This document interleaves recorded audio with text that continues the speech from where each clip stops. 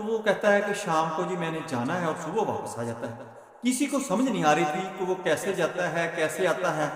اور وہ ٹرین سے اترتا ہے اور لوگوں کو پتہ نہیں چلتا، وہ چلا جاتا ہے،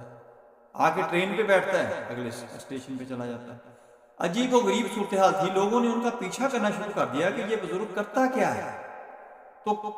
کھوج لگاتے لگاتے لگاتے کچھ لوگوں کو پتہ چلا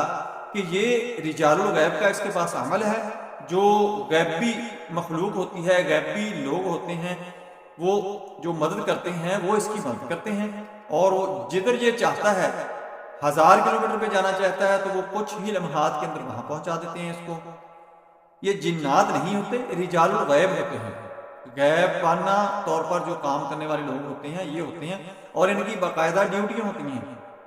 ان کی ڈیوٹیاں لگائی جاتی ہیں، اور یہ ایک روحانی نظام ہوتا ہے، سسٹم ہوتا ہے جو بیک پہ چل رہا ہوتا ہے، یہ اس کے ساتھ